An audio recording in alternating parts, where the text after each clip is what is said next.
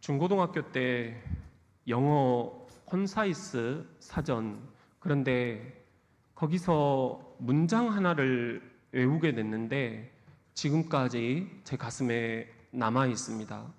It is always too soon to quit. 포기하기엔 항상 너무 이르다. 포기하고 싶어질 때마다 이 문장이 떠올라요. 자꾸만 입에서 맴돕니다. 여러분도 한번 이 문장을 가슴에 담아 보실래요? 한번 따라 합시다. 포기하기엔 항상 너무 이르다. 사랑하는 성도 여러분, 그래서 오늘부터는 포기하기엔 항상 너무 이르다, 이 주제를 가지고 새로운 설교 마당을 준비해 보았습니다. 오늘 그 첫 번째로 광복절 제79주년 8.15 해방 기념예배, 총회가 평화통일 주일로 제정을 한 주일입니다. 우리 민족에게 그동안 이 일본이라는 나라가 한 짓, 여러분 어떻게 생각을 하십니까? 정말 밉지요.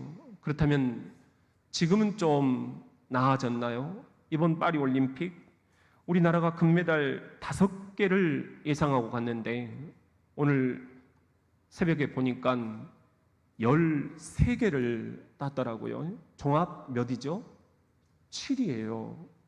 굉장히 잘한 거잖아요. 그런데 금메달 딴 것을 배아파하는 나라가 있는 거예요. 어느 나라죠? 일본. 왜 그런지 뭐라고 얘기를 했느냐 하면은 지금 한국 스포츠는 침몰 중이다. 이건 뭐 조롱을 넘어서 망언이지요. 항상 그렇게밖에 말할 수 없는가? 어디까지 참아야 되는가? 이제는 아예 포기해야 되는가? 포기하기엔 항상 너무 이르다. 이 문장이 일본과 관계에서도 적용이 될 수 있을까? 예수님이라면 어떻게 하실까? 그렇다면 오늘 광복절 제79주년 8.15 해방 기념예배, 우리가 예수님의 제자로서 가장 중요하게 생각해야 할 것은 무엇일까요? 첫 번째는 일본을 니느웨라고 한번 생각해 보는 것입니다. 오늘 우리는 요나서를 읽었습니다. 요나서 1장 1절을 여러분들 함께 보실까? 뭐라고 되어 있나요? 여호와의 말씀이 아미떼의 아들 요나에게 임하니라, 이렇게 시작이 됩니다. 요나서는 예수님이 나시기 760년 전 여로보암 2세 때 기록된 책입니다. 요나는 비둘기라는 뜻이 그 이름에 들어있어요. 비둘기는 뭐의 상징이죠? 평화의 상징이잖아요. 요나서 1장 2절을 보면은 이 평화의 상징 요나에게 하나님께서 말씀을 하셔요. 2절입니다. 시작.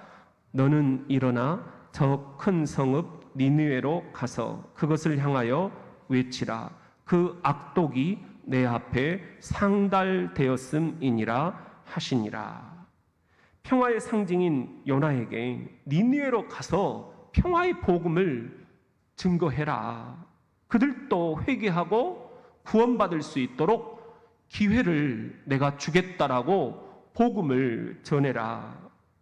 당시 니느웨는 오른쪽에 있는 강대국 아수르의 수도였어요. 지금 이라크 지역입니다. 그런데 요나서 1장 3절을 보면은 요나가 여호와의 얼굴을 피하려고 일어나 어디로 도망을 치죠? 다시스로 도망하려 하여 욥바로 내려갔더니 마침 다시스로 가는 배를 만난지라 여호와의 얼굴을 피하여 그들과 함께 다시스로 가려고 뱃삭을 주고 배에 올랐더라. 저 극악 무도한 니느웨가 회개하고 하나님 믿으면 안 된다, 우리랑 똑같이 천국 가면 절대 안 된다 씩씩거리면서 하나님이 참 너무하셔, 니느웨에게 회개하고 복음을 받아들일 수 있는 기회를 주신다고 하나님의 얼굴을 피해서 다시스로 도망을 칩니다. 다시스는 당시에 이 아수르 강대국의 정반대 서쪽 끝, 지금의 스페인 항구 도시였습니다. 요나서 1장 4절에 보면은 여호와께서 큰 바람을 바다 위에 내리심에 바다 가운데에 큰 폭풍이 일어나매 배가 거의 깨지게 된지라. 하나님께서 요나를 깨우치시려고 바다에 큰 폭풍을 일으키신 거예요. 사공들과 선장이 벌벌 떨고 있을 때 요나가 일어나서 말합니다. 다 나 때문인 것 같습니다. 내가 죄인입니다. 실은 내가 하나님이 명령하신 게 있는데 하나님 얼굴을 피해서 다시스로 도망가고 있는 중입니다. 여러분이 사는 길은 나를 바다에 버리는 것입니다. 급기야 요나는 바다에 던져집니다. 놀랍게도 그 순간 바다는 잠잠해집니다. 요나서 1장 17절을 우리 같이 한번 읽어보겠습니다. 시작. 여호와께서 이미 큰 물고기를 예비하사 요나를 삼키게 하셨으므로 요나가 밤낮 3일을 물고기 뱃속에 있으니라. 3일을 큰 물고기 뱃속에 품어주신 하나님. 요나가 그 물고기 뱃속에서 기도드릴 때 하나님께서는 그 물고기가 요나를 육지에 토해내게 하셨습니다. 이것은 먼 훗날 3일 만에 부활하신 예수 그리스도의 예표가 되는 사건이었습니다. 예수님께서 직접 이 요나 사건을 언급하신 대목이 있어요. 마태복음 10장 38절에 보면은 그때 서기관과 바리새인 중 몇 사람이 말하되 선생님이여 우리에게 표적 보여주시기를 원하나이다. 표적을 보여달라 예수님께 그렇게 간구를 해요. 그때 예수님이 뭐라고 말씀하시느냐? 악하고 음란한 세대가 표적을 구하나 나는 선지자 요나의 표적밖에는 보일 표적이 없느니라. 그러면서 하시는 말씀이 요나가 밤낮 사흘 동안 큰 물고기 뱃속에 있었던 같이 인자 사람의 아들로 태어난 나 예수도 십자가에 달려 죽은 뒤 밤낮 사흘 동안 땅 속에 있으리라. 그렇게 예언을 하십니다.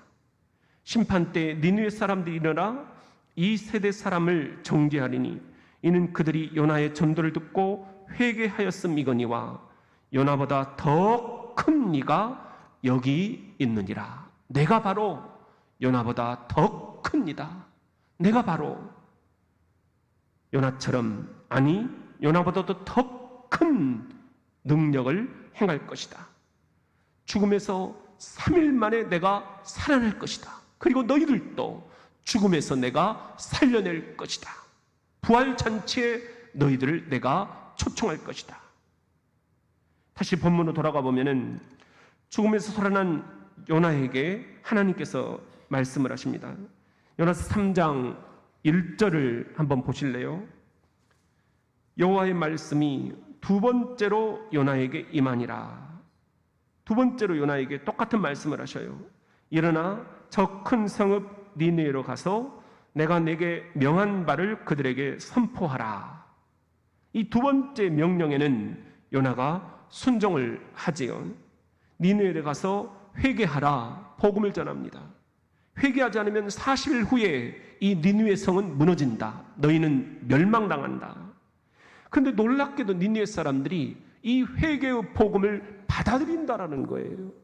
그리고는 전도를 스폰지처럼 쏙쏙 받아들이고 하나님을 믿고 금식 기도를 하고 굵은 베옷을 입고 왕부터 백성들이 모두가 다 하나님께 엎드립니다. 이 나라를 살려주세요. 대성통곡하며 회개의 기도를 올립니다. 그러자 하나님께서 이 니느웨를 어떻게 하시나요? 요나서 3장 10절을 우리 같이 한번 받아서 읽겠습니다. 시작. 하나님이 그들이 행한 것 곧 그 악한 길에서 돌이켜 떠난 것을 보시고 하나님이 뜻을 돌이키사 그들에게 내리리라고 말씀하신 재앙을 내리지 아니하시니라. 재앙을 내리지 않고 니느웨를 구원해 주신 것입니다.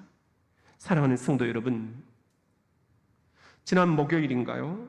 일본 규슈 남동부 미야자키 현에 지진이 일어났지요.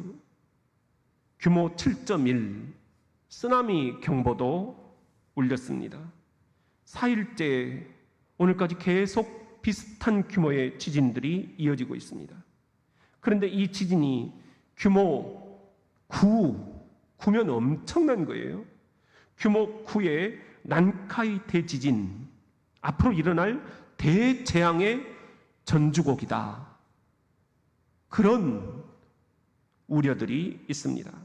규모 9면 규모 7.1보다 에너지가 1000배나 더 세게 뿜어져 나온다는 거예요.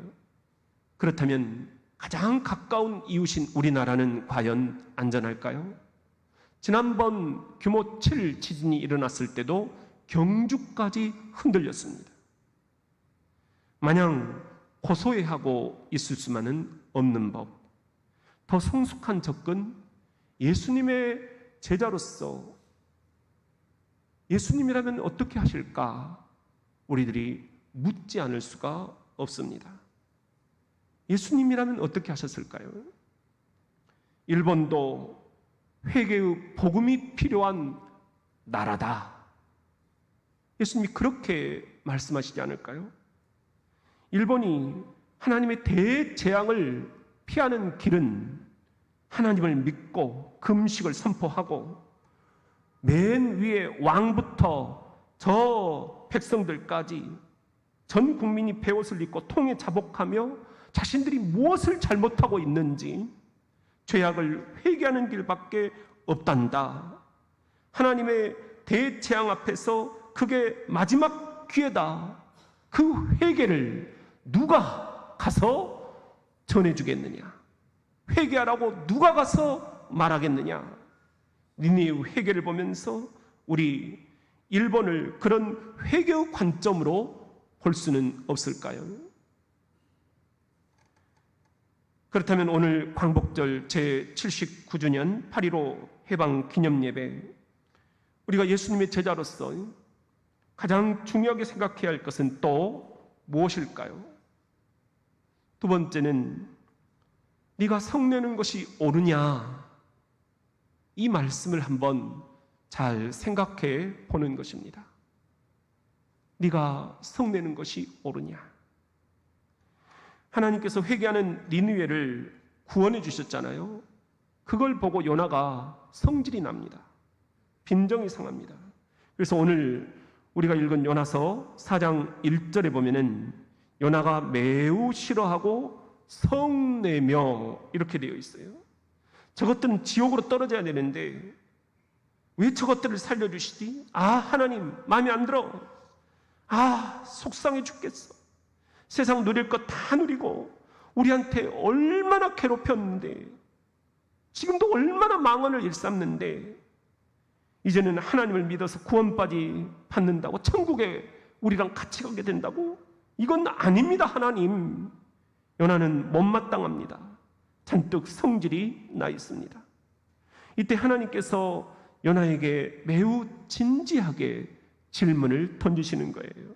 그게 요나서 4장 4절 오늘의 복음입니다. 4절 말씀입니다. 시작. 여호와께서 이르시되 네가 성내는 것이 옳으냐 하시니라.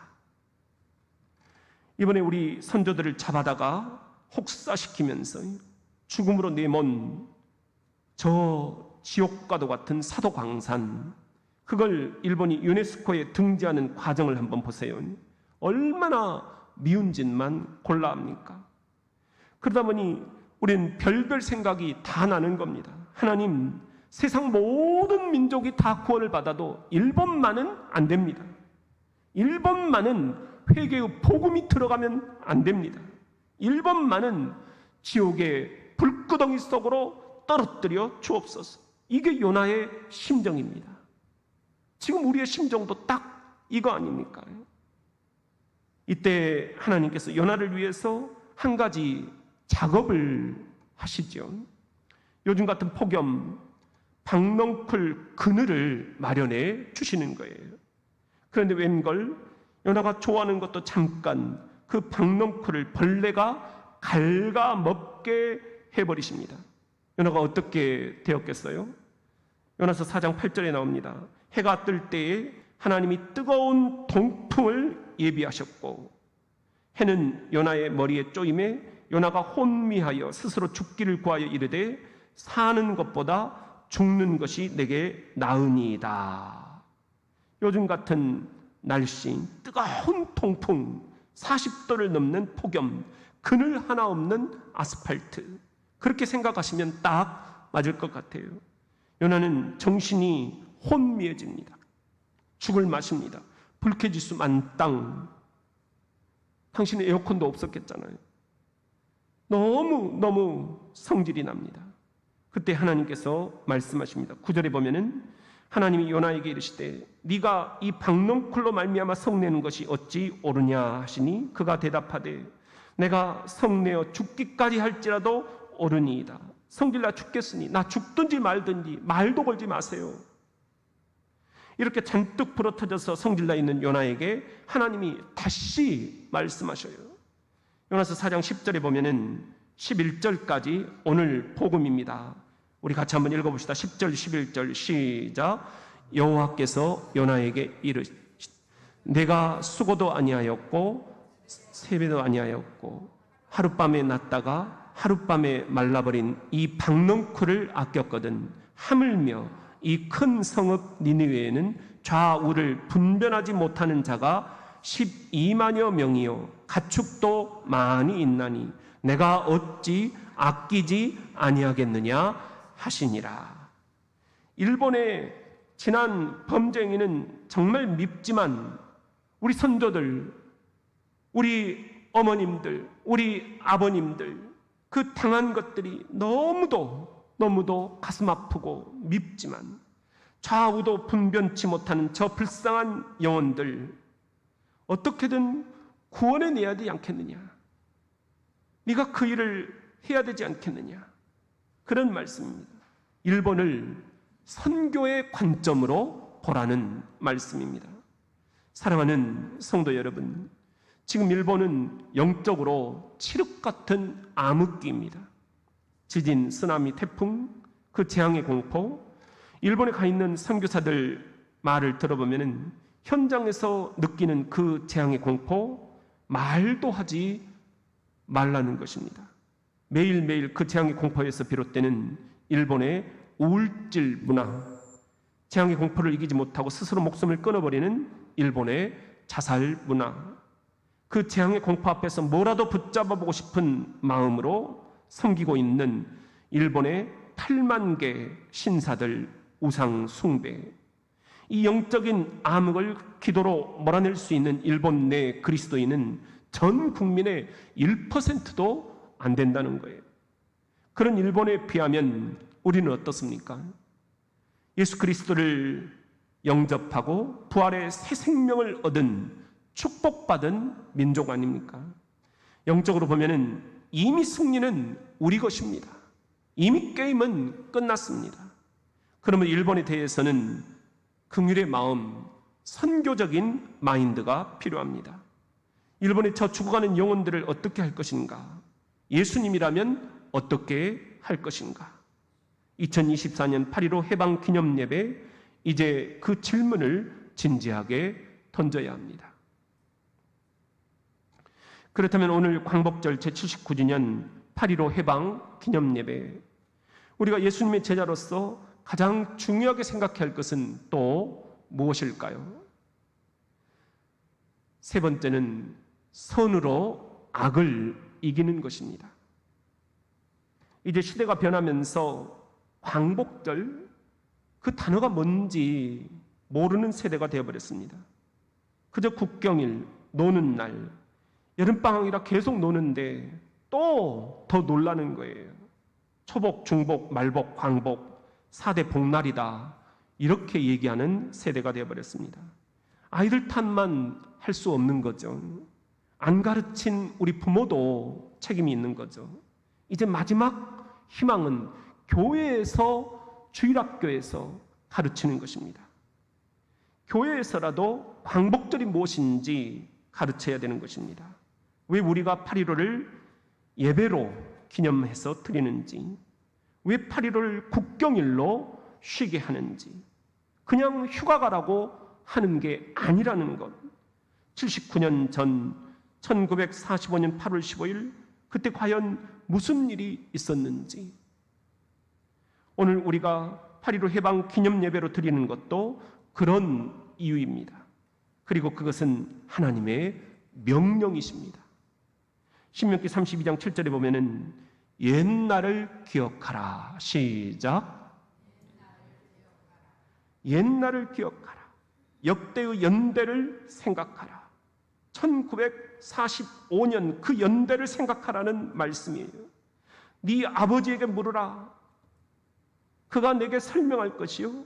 네 어른들에게 물으라. 그들이 내게 말하리로다.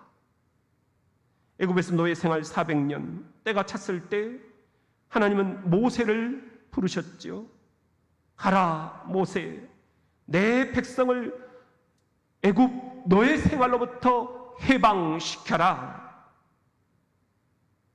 우리 민족의 8.15도 이 출애굽 해방 사건에 신학적인 뿌리를 두고 있는 것입니다. 이걸 기억해야 한다는 거예요. 이걸 가르쳐줘야 된다는 거예요. 영적으로 멀리 내다봐야 된다는 거예요. 단순히 일본을 미워하느라 우리 에너지를 다 탕진해서는 안 된다는 것입니다. 예수님이라면 어떻게 하셨을까?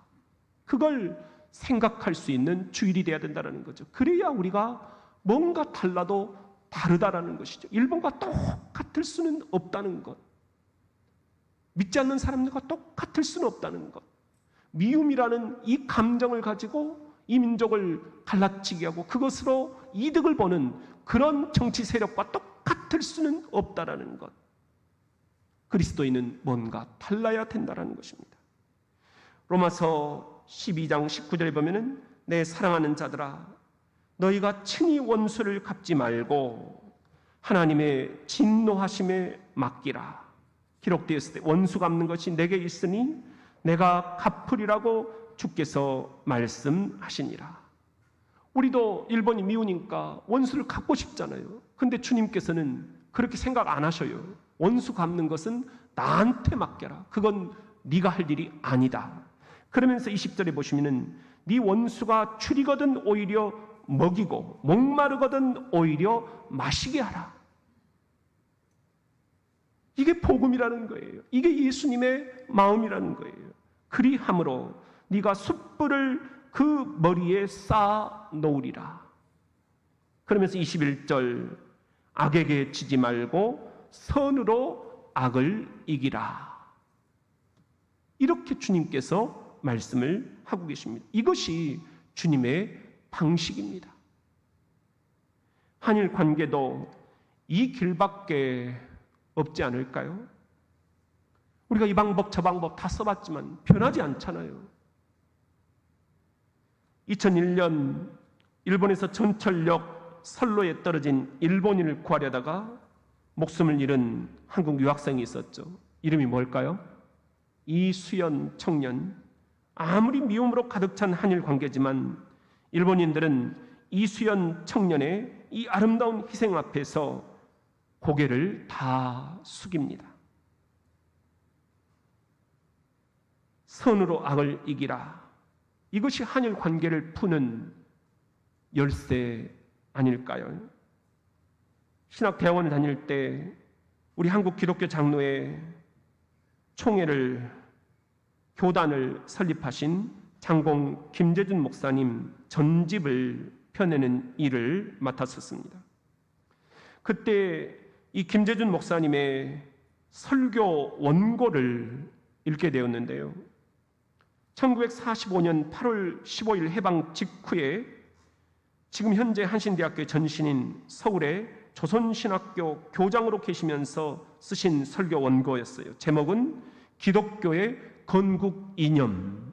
한자가 곳곳에 이렇게 휘갈겨져 있기 때문에 한자를 잘 아는 분과 함께 그것을 해독을 해내는 그런 교열 작업이었습니다. 거기 보면서 제가 놀란 게 있어요. 8.15 해방 후에 그분의 관심은 지역적인 교회 부흥이 아니었습니다. 거시적으로 우리 한국 사회를 어떻게 재건할 것이냐, 거기에 관심이 있으셨습니다. 하나님의 나라를 이 민족 가운데 어떻게 재건할 것이냐. 그러면서 아주 구체적으로 해방 후에 새로운 경찰, 새로운 군대를 어떻게 양성할 것인지 목사님이 설교 시간에 그 대안을 말씀을 하시고 있는 거예요. 놀랐어요. 당신은 친일 청산, 이게 가장 이슈였습니다.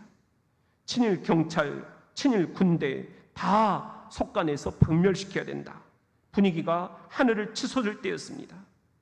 그런데 장공 김재준 목사님, 우리 교단을 설립하신 설립자 목사님은 이렇게 얘기를 하셔요. 일제강점기 경찰로 군인으로 일본을 섬겼던 이들도, 우리를 박해했던 이들도 이제 예수님의 사랑으로 품읍시다. 전혀 뜻밖의 설교 원고를 제 눈으로 읽게 된 거예요. 이게 뭐지? 이게 우리 기장 정신인가?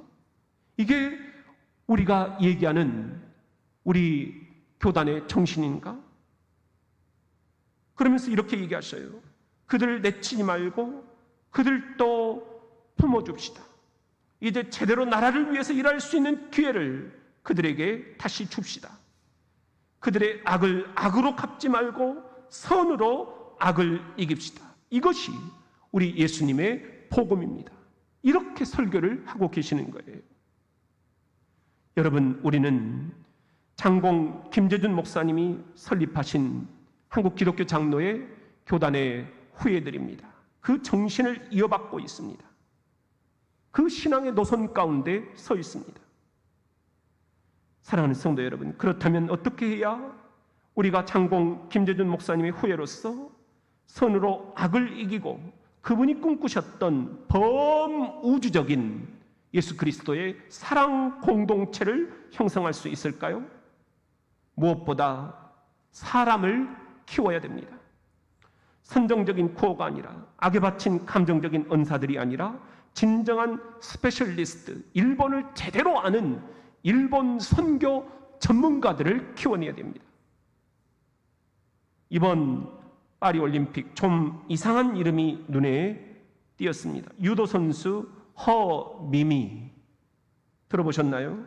지난 4일 프랑스 파리 샹드르마스 경기장 제1동포 허미미 선수가 한박 웃음을 지었습니다. 생애 첫 올림픽 출전에서 은메달, 동메달 2개의 메달을 목에 걸 수 있어서 정말 행복합니다. 한국으로 건너와 지난 3년간 힘든 훈련을 버텨낸 덕분입니다. 한국행을 만리했던 아빠 엄마도 나에게 태극마크 달기를 정말 잘했다 영상통화로 축하해 주셨습니다. 2002년 허미미 한국 유도의 혜성처럼 등장했습니다. 도쿄 태생입니다. 일본에서 자랐습니다. 그렇지만 한국 국적을 유지한 유도 선수 출신 아버지를 따라서 6살 때부터 처음 도복을 입었습니다. 어머니는 일본 국적입니다. 중3이던 2017년 일본 전국 중학교 유도대회에서 우승을 했습니다. 일찌감치 두각을 나타냈습니다. 그런 그녀가 한국으로 온 겁니다. 2021년 돌아가신 할머니 유언을 지키기 위해서였습니다. 우리 손녀 꼭 할머니 나라 한국 대표가 돼서 올림픽에 나갔으면 좋겠어. 그것이 할머니의 마지막 유언이었습니다.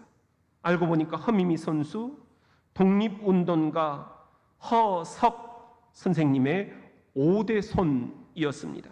이번에 귀국해서 할아버지 묘소를 참배하는 허미미 선수, 할아버지 다음 LA 올림픽에선 꼭 금메달을 따오겠습니다.